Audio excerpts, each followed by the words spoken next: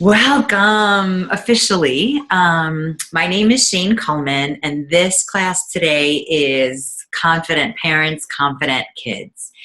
And I'm really excited about sharing this content because this topic matters in every area of your child's life. So social, cognitive, learning in school, friends, anything of those sorts.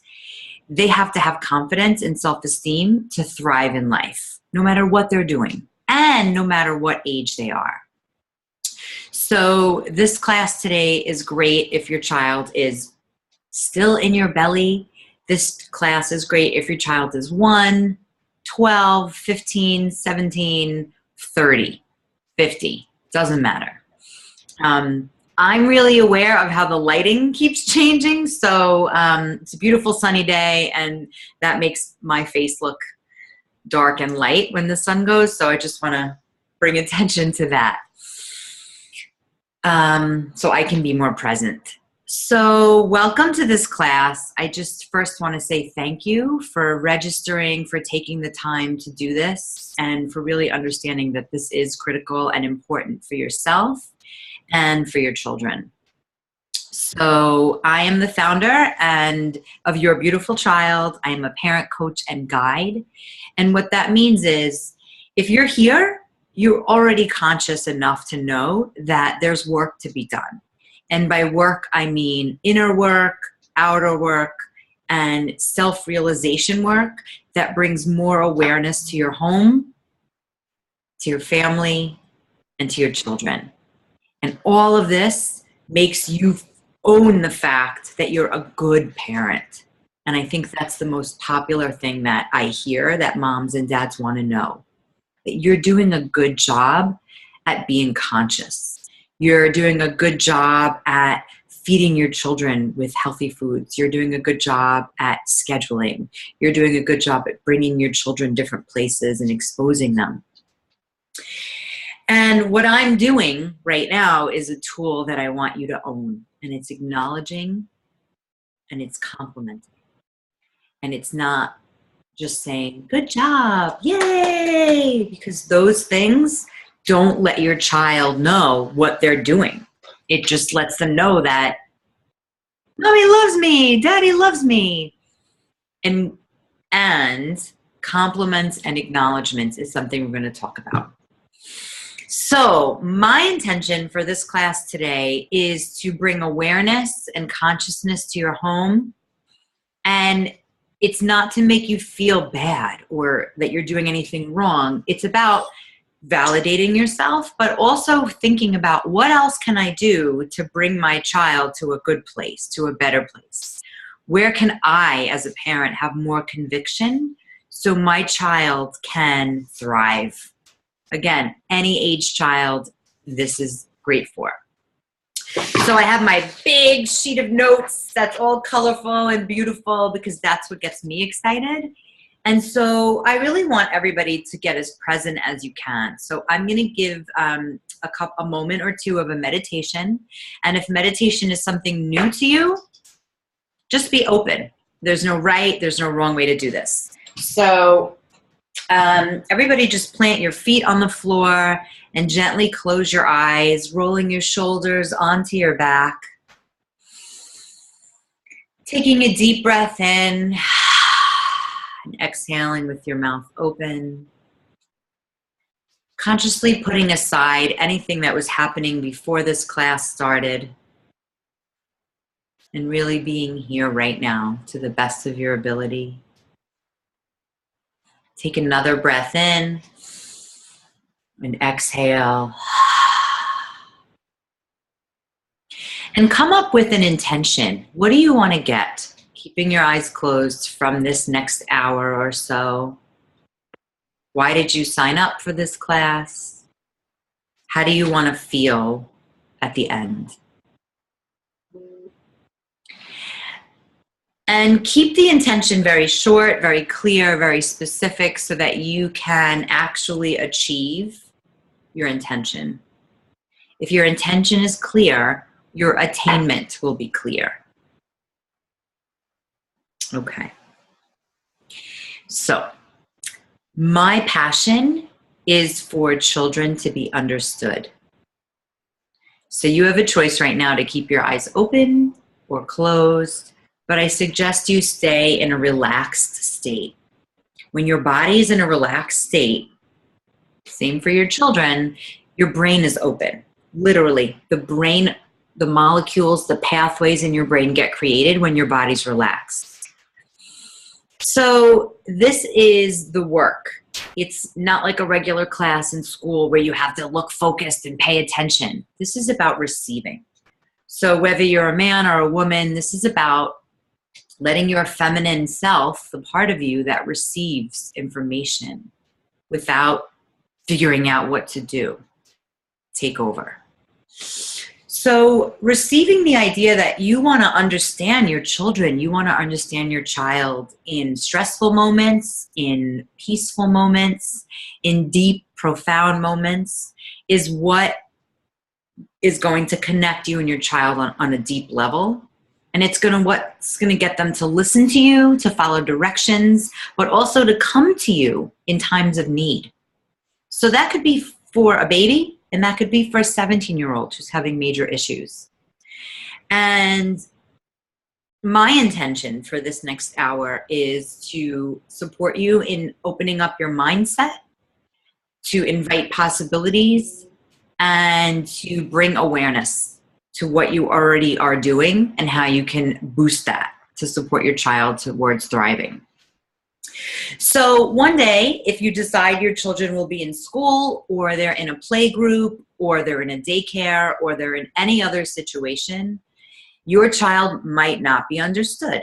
There might be people around who are just doing their job. There might be people around who don't really love children. There might be people around who are not emotionally attached, and as much as you are. And that's going to be okay, because that's giving your child life experiences. It's what you do in your home that's going to support them to have confidence to deal with those situations. So this class and the work I do is about how you can support your child in your space, not how you can fix the teacher, fix your mother-in-law, fix your mother, because those people can show up to this class, those people can do their own work, but this is about you. And you as the parent, you as the primary caregiver, is the most important person in that child's life. And your child will figure out, oh, mom-in-law, grandma, she's kind of a wacko, but I love her anyway, but I don't need to pay attention. Trust that. Children resonate with the people that love them the most unconditionally, and that's you. So what I want to invite everyone into is that you and your children are the idea that you don't have to be right or wrong, that there's always this gray space in between where there's possibility. Right and wrong, good and bad is based on judgment. And judgment makes everybody feel like crap, right? It invites comparison, who's better? What did I do? Is she doing it better? And all that self-judgment. And that gets projected on a child. So what I want to say is no one's going to be right. No one's going to be wrong. But there's this idea that let's explore. So if you are co-parenting, if you're two parents, if you and your partner, a lot of parents I work with say we want to be on the same page. And I find that a very tricky thing to say, because to give confidence to a child, there are two parenting styles. You both were raised in different homes, in different situations. So there's no way you could parent the same way, right? And that alone might be enough for you to take from this class. But what I want to say is, if there's communication between partners, there's an understanding there, and that understanding gets offered to the child. So if, partner A is strict and really like harsh, rah, rah, rah, do this, and parent B is like, oh, la, la, la, la, la, the child can start to be manipulative and work that. And so what I want to say is, supporting each other, both parents supporting each other in a way that's being worked on, will get passed on to the child. Ooh, that was very heady. So if you got confused, it's totally fine. It's normal. I got a little confused myself. So what I want to give you, my gift to you, is that instead of judging, that there's a sense of empowerment for your child and a sense of confidence that you as a human being can start to own. And just by showing up to something like this and saying, you know what, I could learn something, is a step in the right direction, because confident people ask for help. So if your child is getting in trouble at school and the teacher's coming to speak to you, if your child cries when they want something instead of using their words or pointing, depending on how old they are, if your child doesn't listen to you when your voice is spoken and you have to repeat yourself several times, if your child acts wild, if they say I'm shy and they hide behind you, if they don't respond when you speak to them, if they follow others and it scares you, if your child hides after they do something wrong, or if they go to the corner when they have to poop or pee in their diaper and they like take that private time, and you do something or say something and you don't know the right thing to do, this class is for you. If you're worried that your child is lying to you, if you're worried about anything that you say, anything that when you're disciplining, this class is for you. If you make excuses for your child in public, this class is for you. If you're worried about saying the wrong thing to your child and how it's going to impact them, this class is for you. Welcome. All right. So just take a deep breath in. That was a lot of information. For me too.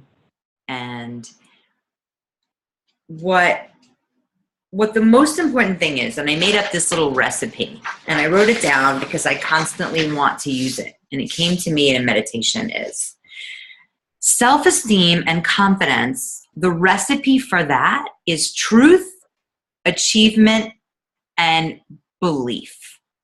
So if you're going to pretend about something, your child is going to see through that. And here's an example. So let's say your child is playing baseball, right? And he's pretty crappy. So he's always throwing the ball and missing and not catching the ball, and he's constantly messing up. And you tell him, you're a great baseball player. I really can't wait till you play on a team. And your kid is like, wow, I'm really great. They feel really good about themselves. And then they actually play a game with other children and they suck and they don't do well and they constantly miss the ball. Your child learns, wow, I'm not good at this, and my parents must have been lying to me, and maybe they love me and that's the only reason that they said those things. And then your child wants to quit. And they take in that they're not good. The truth in that situation is, and this is the first tip, is to find the truth, is to tell your child, I see how much fun you have when you're running to get the ball. I see how much fun you have when you're throwing the ball and you throw it far away from me and I miss it. It's the truth of actually what's going on. And then when your child goes to play, game with his friends, he's like, oh, look, I'm still doing that other thing of running back and forth and missing the ball. And he's able to meet himself where he's at and stay present. So if you lie to your child because you love them, it's actually a disservice. Okay? So finding the truth and saying it with confidence, but really believing it yourself. I've seen so many parents say something to their child like, "Oh, good job," and then turn to someone else and be like, "Well, it's a good job for him. He's not going to be a lawyer, or he's not going to be a builder." Some like snide side of the mouth compliment. And actually, it's not that your child even hears you or understands, but it's the tone of your voice that lets them know that it's a joke. It's not real. And you're making excuses for the reality of what's happening. So I want to go back to what I first started with, and this is really good for children who are like 1, 2, 3, when you're like, "Yay, good job." That doesn't help them. It just shows them that mommy and daddy are excited. So if they're really young, if your children are really young, get into the practice of being specific with what you want to compliment them on. Right? So acknowledgments and compliments are first two tools that I'd like you to start implementing in your life. And I would say start implementing them for your own self, for your partner, for your family. Pick out what's working and make it the truth. So a couple of examples of acknowledgments or feedback would be,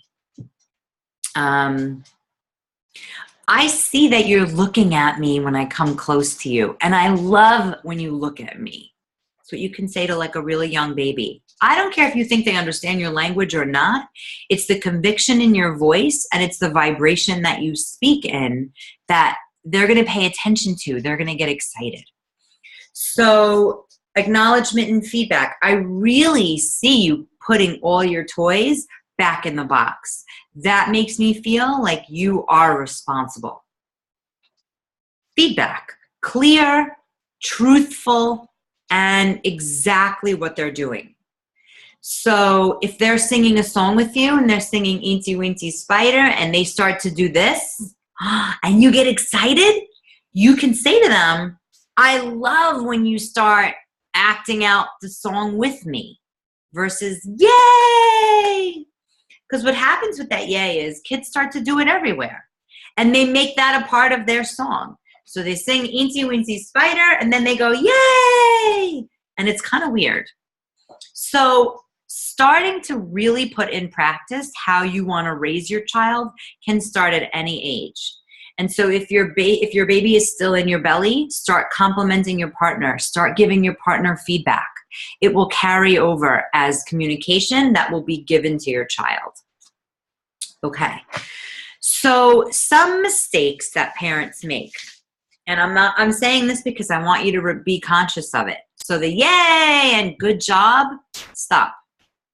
It's not helping anything. And it's some conditioning and it's some habit forming behaviors that don't really do anything except dissipate the feeling of proud, right? So "yay" and "good job" really means like, "I'm proud. I love you. I'm psyched that you're doing what you're doing." Say that instead, right? So that mistake is sort of, a pet peeve of mine, let's say. Another mistake is comparison. So judging your child based on your own self growing up, based on a sibling, based on your neighbor's kid, or what milestones are supposed to be happening. Scratch all that stuff, because it gets your mindset into comparing your child's growth to another child. And the truth is, every child grows differently. Just like human beings, we're all evolving at different paces. So stop comparing and be aware when you are. When I say stop, it's not like it's going to stop overnight, but just be aware that that's what you're doing. And other people do it. So when they start to do that, either let them know or change the subject. You're not going to fix everybody else. Work with yourself, and other people will notice and shift or fall out of your life. Another mistake parents make that I see all the time with my clients is they make it about them. When they say to their child, "You're making me happy. Don't make me sad," or "Don't make me angry." It's your choice to feel how you're feeling. If you make it about you, you're building a codependent relationship with your child, and you do not want that. It happens naturally in a healthy way, but not in the codependent way that your child only has their feelings according to what you're feeling. You don't want that. Your children already vibrationally feel you. There's no reason for them to copy your emotions if it's not purposeful. If it has nothing to do with them. You could be pissed and tired and angry and hungry, and it has nothing to do with your child, and then your child starts to feel like it's their fault. That's codependency. Using outside motivators. So a lot of parents do this thing where it's like, if you get in the car and listen to mommy, I'll get you McDonald's later. Or if you get in the car, I will buy you a toy. I'm going to take away your trains if you do this and this and this. And that is giving your power away. It's saying like, this thing is more important than what I have to say, so I'm going to threaten you. And threatening doesn't work. It makes your child afraid. And fear is not the way you want to love your child. Fear is not the way you want your child to receive love. So giving food, promising a vacation, which is more about you than your child, taking things away, gives your child the idea that we parent from lack, right? So then your child's like, oh my God, I don't want to share because I have all these things and I don't want them taken away from me. And you don't want that. It's not healthy, and it doesn't give your child an emotional awareness that they are safe, their toys are safe, everything they own is safe, and that they might lose things. They might get things taken away. So they hold them really tight. Another mistake that parents make is being wishy-washy and not disciplining, whatever the word disciplining means to you, or setting limits and boundaries alone, and especially in front of other people. So let's say your child is doing something that you don't like, that you're not into, and you don't want to discipline them in front of other people because they might not listen, or you might sound like something and people might be like, uh-oh, she's crazy, or whatever, have some judgment with you. And what I want to say about that is, it is more comfortable for people when you stand in conviction and not worry what they think. Now, it's entirely normal to question what other people are going to think of you. It's human nature, and there's no way to avoid it. There's just a way to witness yourself in that. Be aware that people are judging you and be like, okay, but I'm still going to parent my kid, even if people are judging me. And so that becomes really important as your children get to be school age, because what you want for them is to have that voice of conviction that comes out from you in a really firm and friendly way. So you want to be firm and friendly. Tip number 2. So I hear a lot of parents who feel guilty about going to work or because some situation, so they act really friendly to their kid and they're always giving their kid choices. And that can work sometimes, but if you're always giving your kid choices, they can start to be wishy-washy. And what I know is powerful people make decisions. So if you give your child 2 choices and they choose one, and that's how their process is, compliment and acknowledge the choice using those words.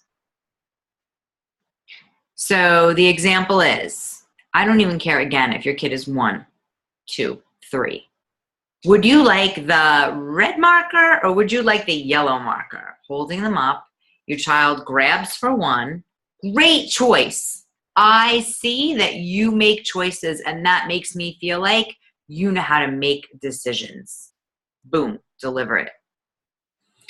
Calling out what you see in that present moment is better than good job. I remember going to a therapeutic session one day, and I was meeting a child in their classroom, and all I heard, the whole classroom, good job, good job, good job. And I was like, oh, this feels like a loony bin. No kid knew what they were doing. That was good. Be specific in your compliments.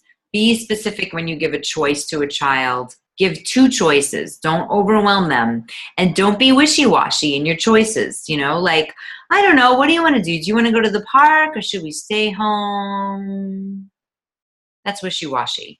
Do you want to go to the park or do you want to stay home? In eye contact. If your child can't make a choice, you might put up your fingers and ask them to make a choice. You can show them pictures, but be really clear in what you want from your child. Firm and friendly. Your child is crying in a conversation and doesn't want to leave the park or something. Do you want to leave now or do you want to leave in 5 minutes? Firm and friendly. Firm and loving. You know, it's not like you don't have to be a dictator. Firm and loving. When you deliver that, if you're in a frazzled mess, that is not the time to deliver a firm and friendly question. Wait until you're there. Take a breath. I'm about to go be firm and friendly and deliver it. That's the right way to be. So right now, take a deep breath in.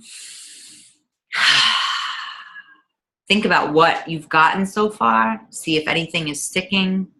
You know, for me, I believe in embodiment. And right now you might be just sitting and listening and that might not work for you.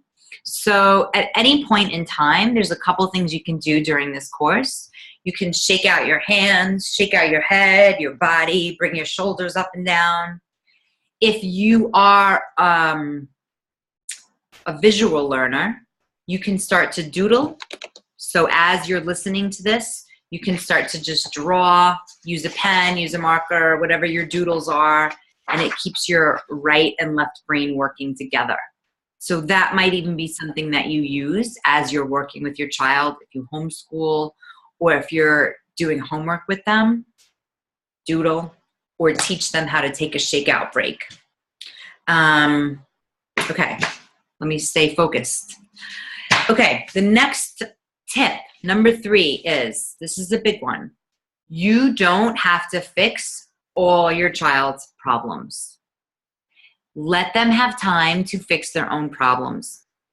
So as your child starts to mature, whether they're a baby or whether they're getting to be in their, junior high school years, if you go around fixing their problems, whatever their challenges are, you are disempowering them because you're taking away their time to problem solve. So when you're problem solving for them, you're taking away their time to problem solve. And problem solving is a skill that they need like they need their breath. Okay? So an example can be your child is playing with a toy and it's stuck. And they're playing and pushing and doing all this stuff. And then they start to cry. Usually mom or dad run over and start to fix it. Oh, here, don't worry. Let me do it for you. The purpose of all these amazing toys is so they can learn on their own. And you can complement their process. If they're hurting themselves, if they're hurt, if there's pain, of course go in. But if it's a whiny cry and it's really like something that they just want you to do for them, they are setting up that pattern. You do for me. You do for me. And it's taking away their chance to get empowered. So let's use this situation where there's like a block and your kid is jamming it in, it's stuck. The delight, the joy comes when they actually push it through. I'm thinking of the wooden block box where there's different shapes. Boom. In older kids, so here's an example in older kids. Your child has a play date.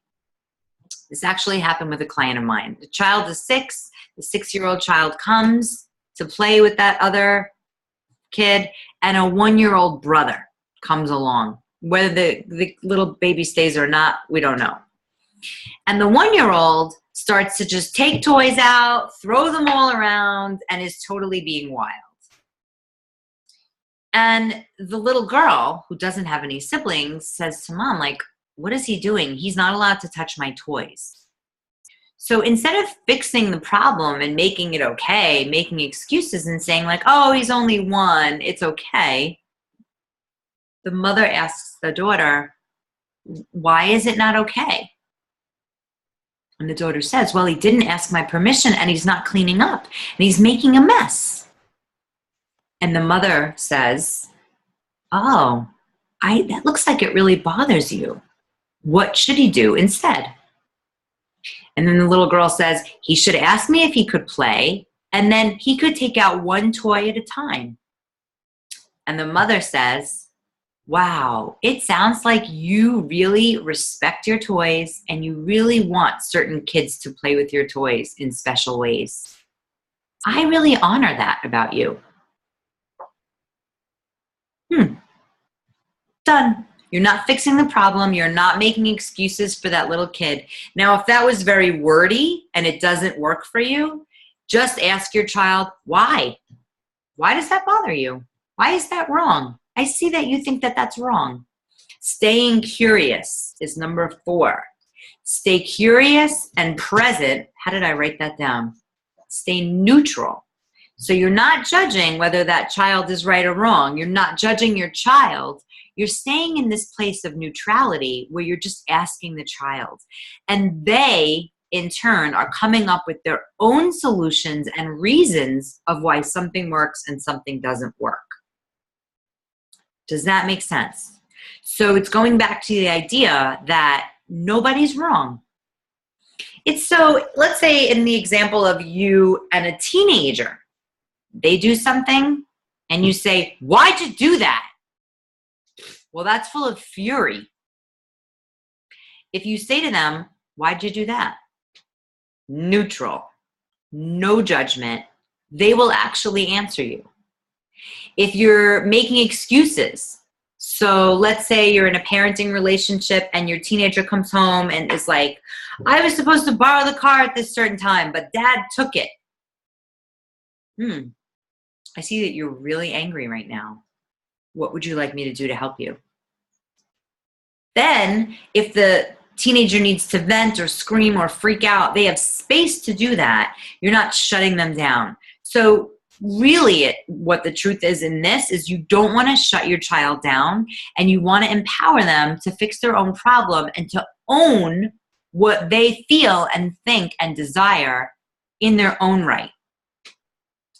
Okay, that's a really big one. So number 5 is to use the word to notice, not judge.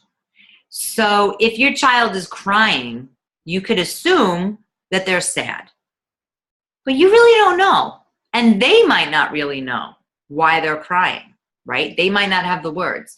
So instead of saying to your child, use your words, what's wrong? Tell me what's wrong, which is really logical, and children are not logical, is to use the phrase, I'm noticing.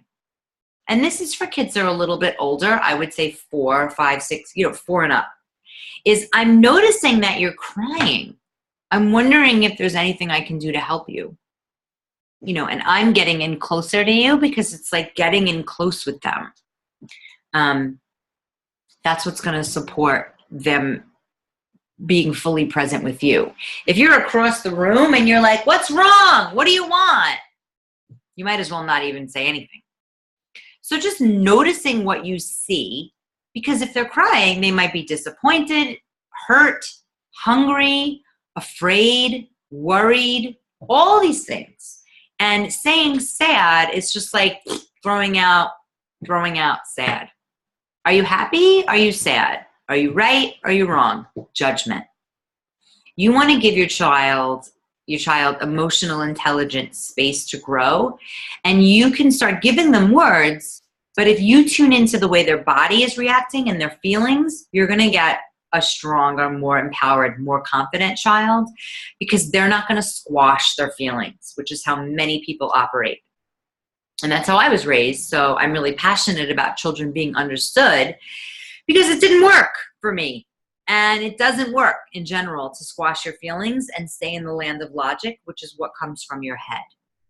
Confident children come from their hearts, come from a whole body experience. So really integrating, I notice. And if you're in a partnership and you're co-parenting, when you discuss your child's behaviors and issues and challenges and good stuff, use that phrase. It comes from the school of thought of nonviolent communication.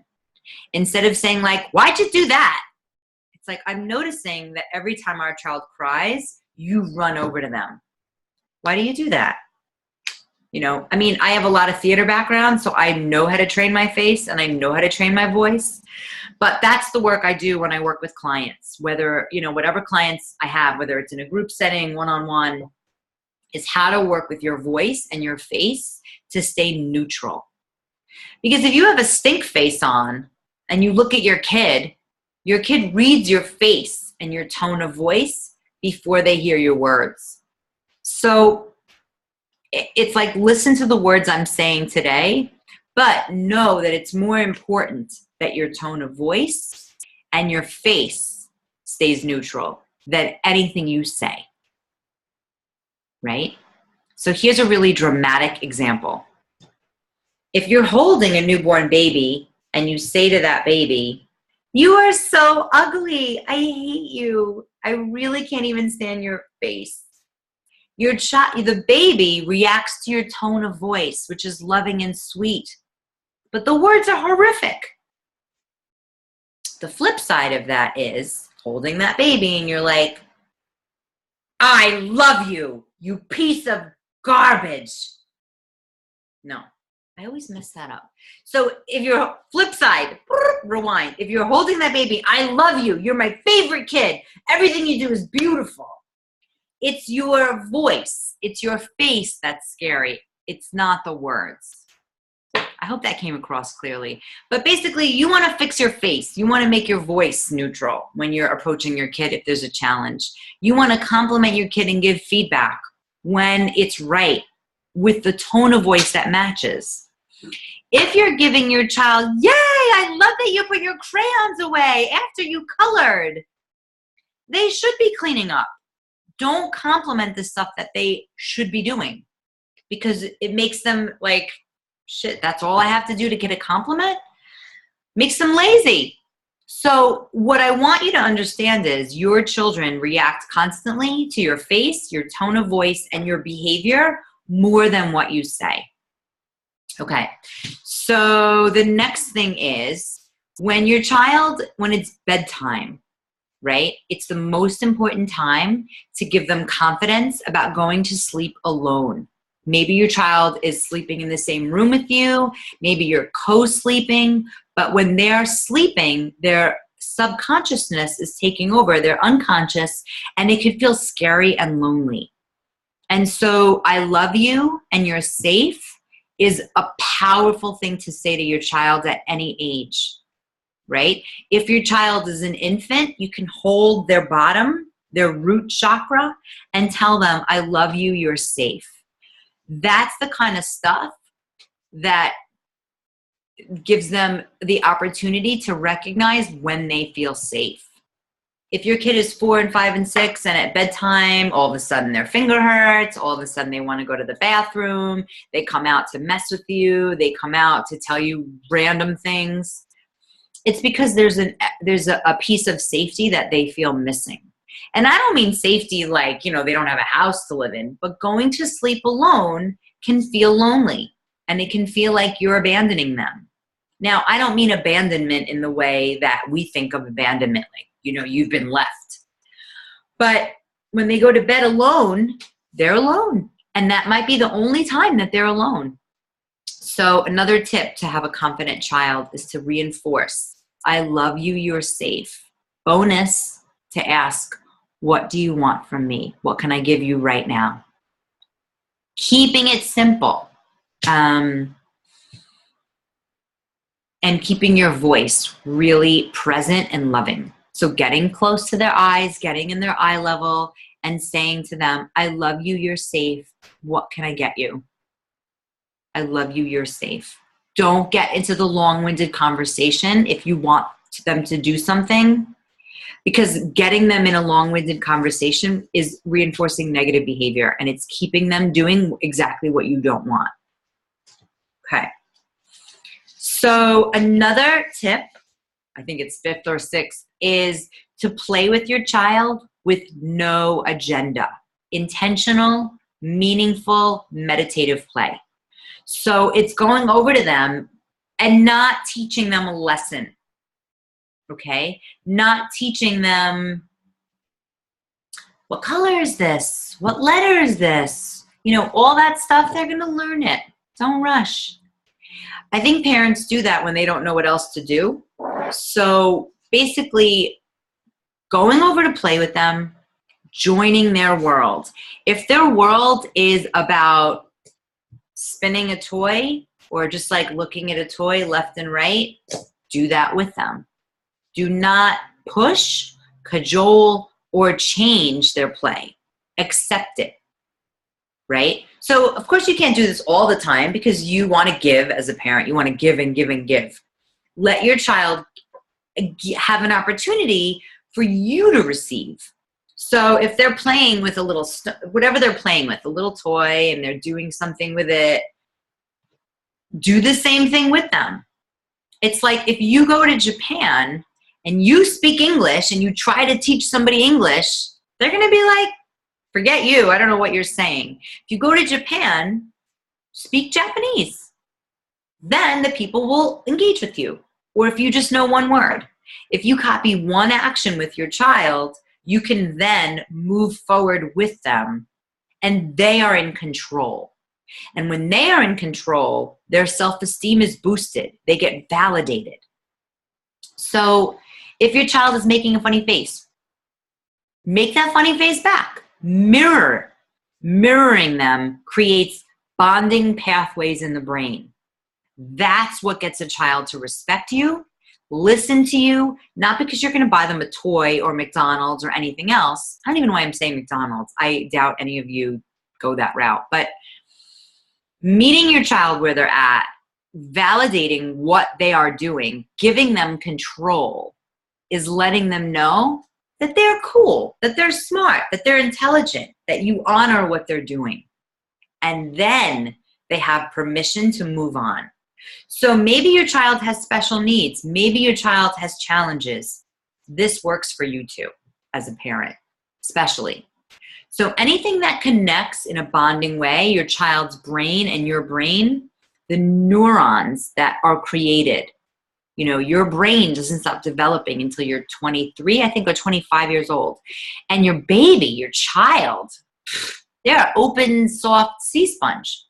Mirroring, great technique. You're not mocking them. You're mirroring what they're doing and seeing what happens next. You're honoring their world in every way. I love that one. Another one I wrote down was, so helicopter parenting, okay? What I mean by that is, oh, don't do that. Like that idea of making a sound, being in fear that something bad is going to happen, because it will, if you feel that, if you believe that. So here's an example. I was doing a whole family session, behavior session. I came into the house. Little girl came in, filled up a cup of water, right? She put it on the table. She filled it up to the top. And she wanted to put a rock in it and to see what would happen. I had a belief like, uh-oh, it's going to spill. I stayed neutral. Took a lot of work. Mom was like, oh, don't do I? She kept saying that and like not fully saying it because she was backtracking, knowing she didn't want to say it. Of course, the girl put the rock in, the water spilled. Mom, I told you, I knew that was going to happen. Girl ran away. If you believe a mess will happen, and if mess is a trigger point for you, it will. If you can't handle it, walk away. Now, we were at the kitchen table. It was not that, it was a table. There was placemats. And so what? The water spilled. What the mom did was take away that little girl's opportunity to, do basically a science project, and took away the opportunity for the little girl to go get a paper towel and clean it up, which might have happened, but we had no idea. So believe that what you think, if it's negative, if you believe it, it will happen. The flip side is change your belief. So it might be like, I trust and accept my child in whatever she does. I trust and accept my child in whatever she does. I trust and accept my child in whatever she does. And weigh out the options. Like, so what? The water spilt, so what? Toys are still on the floor. If no one's hurt and nothing is destroyed, it's okay. If you're constantly hovering and like, don't do it, I told you so, it squashes your child's need and growth in exploration. And you want to support your child to explore and learn lessons on their own. So I'm going to give myself a time check. Okay, great. Another key piece here is, in order to raise a confident child, is to heal yourself, right? So go into your own life, your own ideas of what isn't self-confident about yourself, because your child might pick up on that and that might be passed on, or it might affect you from being present with your child when they really need you.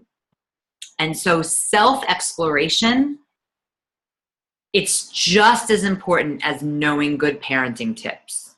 And when I work with mothers and when I work with fathers and whole families, it's a huge piece of how I teach and how I facilitate, because my belief is you have these answers. It's those intuition voices that you need to learn to hear and not have a codependent relationship with me, the parent coach, where it's like, I don't know what to do. What should I do? Tuning in. What do I need to know right now? And doing it.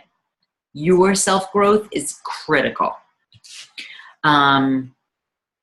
Another key point is giving your child, for confidence, is giving your child responsibilities, starting at any age, right? So you're changing your baby's diaper and you ask, give me the wipes.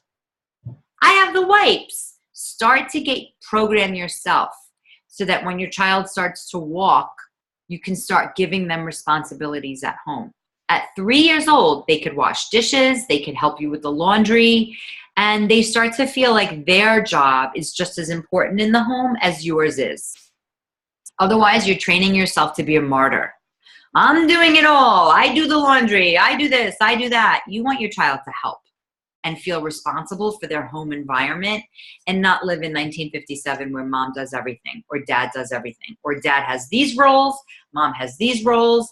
If you're a single parent, you don't want to take that load on all by yourself. I work with a lot of overwhelmed moms, and they have this idea that they have to do it all and kids do nothing. Give your child responsibilities that are age appropriate. And the last one, which is about the 10th or 11th tip, is responding versus reacting. Reacting is when you're just like, boom, you're in a fight or flight place. You want your child to stop doing something, so you give them a quick direction, boom, and your child gets startled. It means that you are in a fight or flight place. You have not relaxed, you have not taken it easy, and you're being really hard on yourself, and then venom, boom, comes out to the child. Responding, even responding from that overwhelmed place. If you're in an overwhelmed place and you're like, ah, instead of going directly to that child, you're like, okay, I'm overwhelmed. Can you pick your shoes up and put them away? Boom, right? Response. Reaction. Ah, would you put your shoes away? It's very different. and your child gets that big energy and doesn't do anything. And then you're like, I already said it 4 or 5 times, blah, blah, blah, blah. And then all your child gets is, mommy is crazy and I don't know what to do, so I'm going to walk away, which makes you even more angry. So I like to give stories. You know, I think that really, I think for me, it really helps paint a picture of what isn't working and what is working. And so I've given a bunch of information, and what I trust, you know, what I fully trust is that there's 1 or 2 things that stuck out to you that are really going to support more consciousness at home. And consciousness, oh, I'm about to love what I say. Consciousness turns into confidence. Ah! So I recently had my genetic chart read. And what came up for me, and this is a part of my program with clients, now I incorporate this, is when I speak, I also learn, right? So I have all these notes, but I also have brain synapses stuff that's happening. And I meet a lot of children who are this way too. And here's a bonus tip. And it just came up. This is how it happens for me. When your child is incessantly talking, it could be some anxiety, but it could be they are learning. So don't stop your child from incessantly talking. If it bothers you, go to another room. But if you tell them to stop, it is squashing their need to thrive, their need to express, right? Self-expression is huge. I could talk about this topic for 40 days. And each tip I gave you, I could talk about that too. So self-expression is major, major and ideal. And that is something I really want you to hold with you. Your self-expression, their self-expression. Whoosh. All right. So I want to thank you all so much for showing up on this call and on this class. And I want to give away 2 breakthrough sessions. And this is for the people who stay till the end, who stay live. And it's interesting. Here I see that there are 4 people. And then I'm getting a message to my left, this left, that says there are 2 people. So the people I'm going to read, I see that you're live. It's confusing. But anyway. So if your phone number ends in 5633, you have won. I like it as a contest. You have won a free breakthrough session with me. So my assistant will reach out to you to set that up. And then the other person looks like they're calling in by video. And Debbie R., you have won a breakthrough session with me. And these breakthrough sessions are consultation coaching calls. So you'll get insight and you'll get specifics on what's working and what's not working. And I'll give one more away. Somebody else calling in by phone. Let's see, I'll close my eyes and pick. 8102, I'm writing it down. You have won a free breakthrough session with me. And I'm really looking forward to seeing if I can be of service to you, and it can be something that's coming up for you during this class or anything to do with your child. So if your phone number ends in 5633, 8102, or your name is Debbie R., I will be reaching out to you. I want to thank you each so much for being on this call. For me to give is also for me to receive. And anybody on this call, if you have any questions, any feedback, or something that you want an answer to, you can shoot me an email. I would love to answer. I have a teleclass happening twice a month on this platform, the video platform. If you're interested in working with me in any capacity, with your family, with your child, please reach out to me. I'm so here. This is my passion in life, for parents to understand their children. I get a really big, it's a really big blessing for me to offer this. So thank you all so much. I want everyone to just take a deep breath in, rub your hands together, create heat. And then right now, just close your eyes and gently place your hands on your head, giving your head a massage, complimenting yourself for showing up to this call, whether it's live, whether it's a replay, relaxing your shoulders, relaxing your jaw, and just saying to yourself, I am a parent who wants more. I am a parent that wants more. And I give you that mantra. Gently open your eyes. You are a parent that wants more. And that is unconditional love for your child. Thank you so much for coming. My name is Shane, and I wish you all a beautiful day.